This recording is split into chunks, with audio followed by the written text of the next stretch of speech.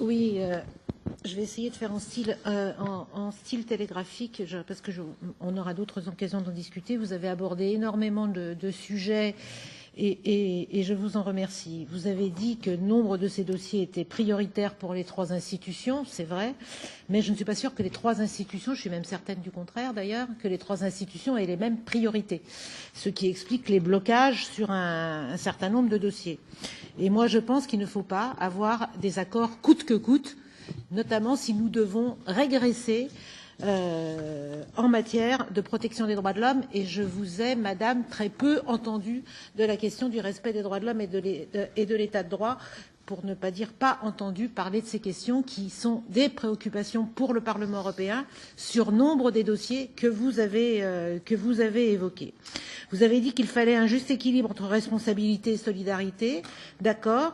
Moi, j'aurais envie de dire aussi qu'il faut répondre aussi aux principes de proportionnalité et de nécessité entre les besoins de sécurité et le respect des droits de l'homme et des droits fondamentaux. Dans votre discours, comme dans celui des États membres, excusez-moi, on entend une obsession de ce que vous appelez les migrations illégales. Pour moi, comme pour d'autres ici, il n'y a pas de migration illégale, pas de migrants illégaux, mais des migrants qui sont en situation irrégulière parce que les législations de l'Union européenne et des États membres font qu'ils sont en situation irrégulière. Donc il serait temps de remettre la question des droits fondamentaux, la question du respect des droits d'asile, la question du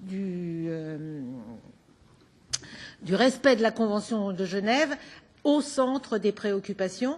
Je vais terminer en donnant un exemple.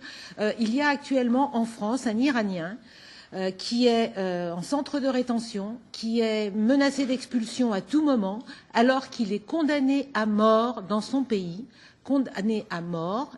Alors, il a été condamné en France pour une infraction pénale, mais il est condamné à mort dans son pays parce qu'il est chrétien. Donc je ne sais plus ce que nous faisons dans l'Union européenne si nous renvoyons vers l'Iran quelqu'un qui est condamné à mort en raison de sa religion.